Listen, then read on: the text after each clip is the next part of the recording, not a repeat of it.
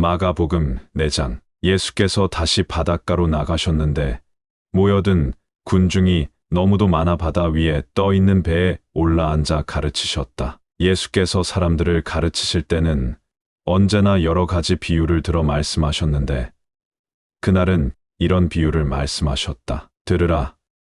한 농부가 씨를 뿌리러 나갔다. 그가 자기 밭에 씨를 뿌렸는데 어떤 것은 길가에 떨어져 새들이 와서 쪼아 먹었고 어떤 것은 흙이 얇게 덮인 돌밭에 떨어져 싹은 곳 나왔지만 흙이 깊지 않아 해가 뜨자 뿌리도 내리지 못한 채 말라 버렸다. 또 어떤 것은 가시덤불 속에 떨어졌는데 가시나무들이 자라서 그것을 덮어 버렸기 때문에 열매를 맺지 못하였다. 그러나 어떤 것은 좋은 땅에 떨어져 싹이 나고 잘 자라서 30배의 열매를 맺었고 어떤 것은 60배, 어떤 것은 100배의 열매를 맺었다. 들을 귀가 있는 사람은 들으라. 그 후 예수께서 혼자 계실 때 12 제자와 늘 예수를 따르는 사람들이 함께 찾아와 물었다. 그 비유의 뜻이 무엇입니까? 예수께서 대답하셨다. 하나님 나라의 비밀을 아는 것이 너희에게는 허락이 되어 있지만 다른 사람들에게는 감추어져 있다.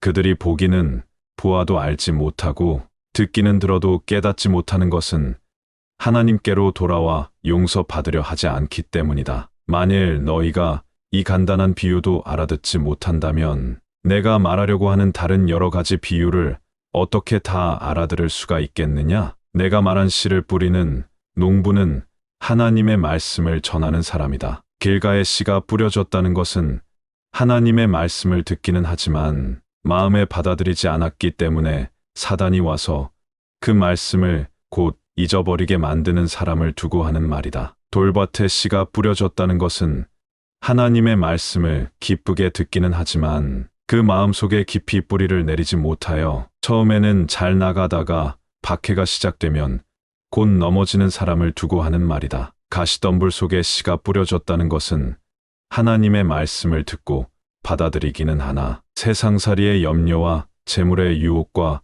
기타 여러 가지 욕심이 하나님의 말씀을 그 마음에서 밀어내버려 열매 맺지 못하는 사람을 두고 하는 말이다. 그러나 좋은 땅에 씨가 뿌려졌다는 것은 하나님의 말씀을 진실하게 받아들임으로써 풍성한 열매를 거두는 사람, 즉 그 마음속에 심어진 씨가 30배, 60배, 100배의 열매를 맺는 사람을 두고 하는 말이다. 예수께서 또 그들에게 말씀하셨다. 등불을 켜서 돛박으로 덮어 두거나 침상 밑에 두는 사람이 어디 있겠느냐? 누구나 등잔대 위에 두지 않겠느냐? 아무리 감추어 둔 것이라도 언젠가는 드러나기 마련이다. 들을 귀가 있는 사람은 들으라. 이 말을 명심하여 들으라. 너희가 남에게 달아주면 주는 만큼 받을 뿐만 아니라 덤까지 받을 것이다. 누구든지 가진 사람은 더 받을 것이고 가지지 못한 사람은 그 가진 것마저 빼앗길 것이다. 하나님 나라는 농사꾼이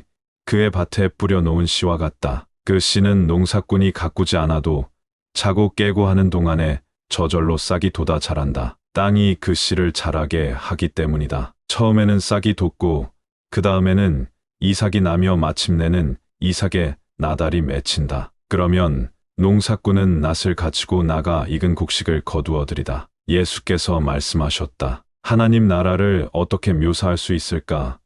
무슨 비유로 그것을 설명할 수 있을까? 하나님 나라는 겨자씨 한 알과 같다. 겨자씨는 모든 씨 가운데 가장 작은 것이지만 땅에 뿌려진 다음에는 어떤 식물보다도 크게 자라서 공중의 새들이 그 그늘진 가지에 깃들일 만큼 무성하게 된다. 예수께서는 사람들이 알아듣기 쉽도록 이와 같이 많은 비유로 가르치셨다. 예수께서는 여러 사람들 앞에서는 비유가 아니면 말씀하지 않으셨으나 제자들에게만은 따로 그 뜻을 설명해 주셨다. 저녁때가 되자 예수께서는 제자들에게 바다 저편으로 건너가자고 말씀하셨다. 그래서 제자들이 무리를 그대로 남겨 둔 채 예수를 모시고 배를 저어 가자 다른 배들도 뒤따랐다. 그런데 얼마 못 가서 거센 폭풍이 일면서 큰 물결이 배 안으로 덮쳐 배가 가라앉을 지경이 되었다. 그러나 예수께서는 배의 고물에 머리를 기대고 주무시고 계셨다. 제자들이 예수를 깨우며 소리쳤다. 선생님, 저희가 빠져 죽게 되었는데도 돌보지 않으시렵니까? 예수께서 일어나 바람을 꾸짖으시며 바다를 향하여 고요하고 잔잔하라 고 말씀하셨다. 그러자 바람이 그치고 물결은 아주 잔잔해졌다. 예수께서 제자들을 꾸짖으셨다. 왜 그렇게도 겁이 많으냐?